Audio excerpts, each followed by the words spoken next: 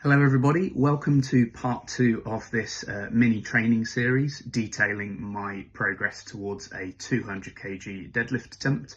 If you haven't watched part 1 of this video series already, I would recommend that you watch that first and then return to this one, because it will obviously give a little bit more context in terms of where I was at the start of this process and how far I've managed to get so far.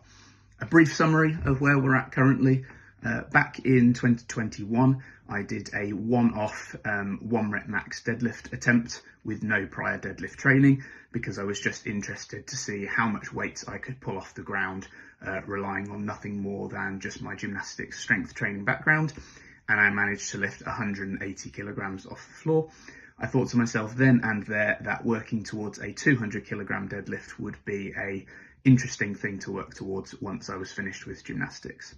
In 2023, I started a powerlifting program for the very first time, but my training was pretty half-hearted, fairly inconsistent, and although I made some progress, I never tested my 1 rep max that year, so I'll never know for sure how much progress I actually made. In 2024, I stopped powerlifting and I started running instead, which was great for my physical and mental health, but obviously wasn't so good for my strength. So in 2025, I decided to start hybrid training. So I continued my running because I really enjoyed it and I felt like I benefited from it an awful lot, but I threw in a little bit of weights and a little bit of strength work as well to hopefully get the best of both worlds. In May of this year, I started deadlifting again for the first time in 18 months. And in July of this year, I did my first ever 1 rep max attempt as an actual trained deadlifter.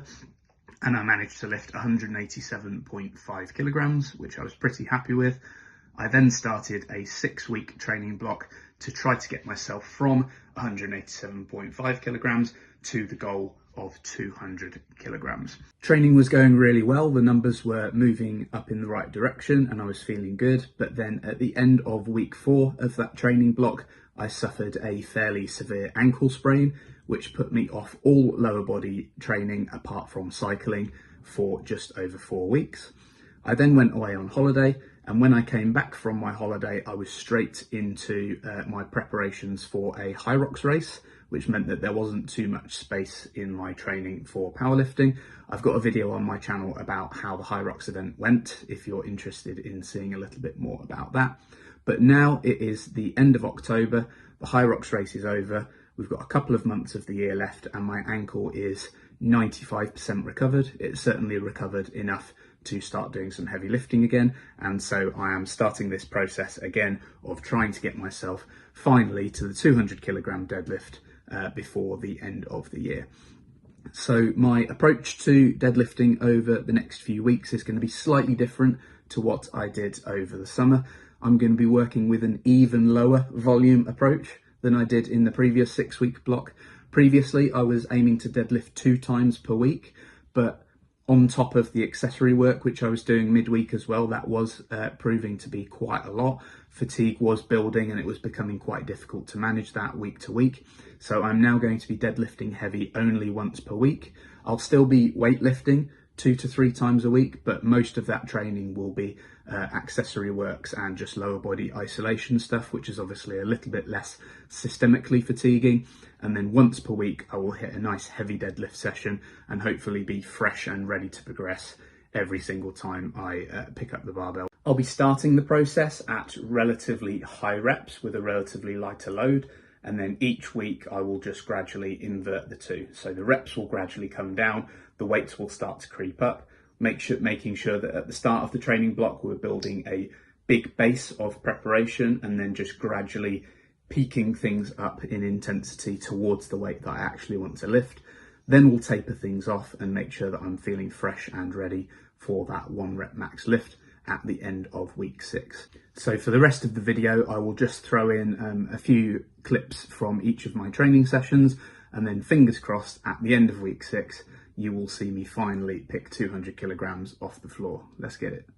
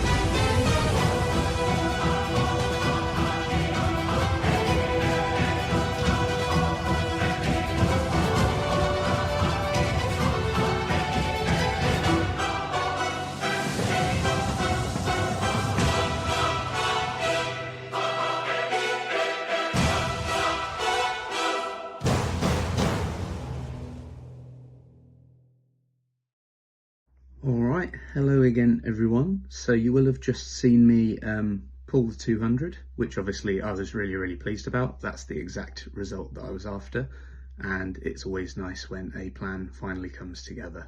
The lift itself, I certainly wouldn't say that it was easy, but it was at the very least smooth with no real sticking points or anything like that, and it was pretty much as clean a lift as I realistically could have hoped for. So really pleased. After I'd lifted the 200, I actually felt that there was a little bit more in the tank. It was kind of an RPE 9 lift. So I had a good 10-minute rest, and then I loaded up 205 on the bar. And as you can see, interestingly, it barely even budged off the floor. So I think that just goes to show how much emotional and physical energy I put into the 200 kilo lift, and I was just spent after that. So I thought that I would finish this video by going over a few of my thoughts and reflections about the deadlift as a movement in and of itself, as well as going over a few kind of key pointers and tips and tricks which I've learned from other people and kind of picked up through my own training with regards to progressing the deadlift in the best and safest way possible, which will hopefully be useful to some people watching who are also looking to pursue and progress this movement themselves.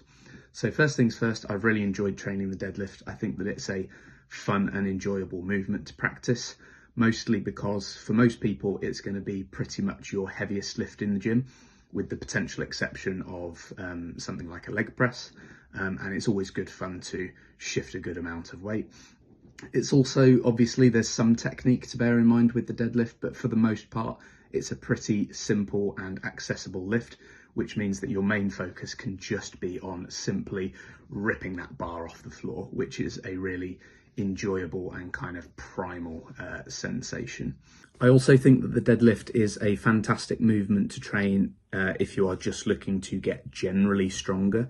When we do the deadlift, we're working with such heavy weights and we're stimulating such a large amount of muscle mass, working pretty much the entire posterior chain, as well as the abs, the other deep core muscles, and the quads, that there is no way that you're not going to be a physically strong individual whilst training heavy deadlifts. So if you're somebody that's looking to get holistically stronger, the deadlift can be a really good option. In terms of the downsides of training the deadlift, it's not the best movement for gaining muscle mass. So if your goals are more based in hypertrophy, then there are probably better options than the deadlift. It's also an extremely fatiguing exercise. If you've ever done heavy deadlifts close to your 1 rep max before, you know how it feels afterwards. You feel totally drained, totally zapped. There's a lot of central nervous system fatigue there. So that is something that you'll probably notice impact other aspects of your life potentially, especially when you're not used to it. And it's also not a very time efficient exercise. So for most of my deadlift sessions, I was doing 3 to 4 heavy working sets per session, but it would take me in most cases over an hour to get that done when you take into account the amount of time that it takes to load all of the plates on, take all the plates off again at the end, the amount of warm-up sets that you need to do to get to your working weight, and the long rest periods that you need to take between each set. It would take me, in most cases, over an hour to do 3 to 4 working sets. So it's not a particularly time efficient exercise. For most people, there are probably better uses of that length of time. In terms of key pointers for training this movement effectively, I think the number one thing that I've learned through my own training is that you have to train this movement with very low volume. So when I started this deadlift program back in July, I was aiming to deadlift heavy twice per week, and I felt like that was fairly low volume, but even that was too much for me. By the end of week 4, the fatigue was accumulating session to session, and as it happened, I snapped my ankle and I had to stop the program there and then. But I think that if I had continued deadlifting 2 times a week and not injured my ankle, realistically, I might have picked up another injury, or at the very least, my weights would have stopped progressing because I was so tired. So, you know, obviously everybody's recovery capacity is different. Some people have probably got more capacity to deadlift more often than others, but I would say for the deadlift, start very, very conservatively with volume. It's probably going to take you the best part of a week to recover between sessions. And if you do 2 sessions per week, you're not going to be fully recovered for each session, and it's going to be a lot harder for you to progress. In terms of the best accessory exercises to use to support the deadlift, you'll have seen from earlier on in the video which exercises I kind of returned to the most consistently. Things like leg press, leg extension, upper back rows, all super important and super relevant. But what is absolutely critical when doing your accessory deadlift exercises is choosing exercises which specifically train the weakest link in the chain. And for the vast majority of people, I would say that the weakest link in the chain for deadlift is the core, the abs and the lower back. So you must specifically strengthen the abs and the lower back, because for most people, the strength of the lower back is going to be one of the main determinants of whether you can actually lift the weight off the floor. And it's also probably the most likely injury site when training the deadlift. Equally, the abs are quite prone to injury during the deadlift as well, because there's so much force that goes through the core whilst you're bracing and whilst you're lifting the weight. So in terms of injury prevention, doing your core, ab and lower back work is super important. For me, the best exercises that I found for this were the decline sit-ups, cable rotations, back extensions and RDLs. I would say that those 4 exercises in particular are going to be a really useful addition to pretty much anybody's deadlift program. Okay, I think that that's pretty much everything that I wanted to say. So thank you for making it this far into the video. I hope that you've enjoyed following my progress along the way to this 200 kilogram deadlift. If you're not subscribed to the channel already, please consider subscribing. There will be more training videos coming out in the new year, so do be on the lookout for them. And if you want more regular training updates, then you can follow my Instagram and my Strava account as well. All right, that's all from me for now, guys. Take care and see you in the next one.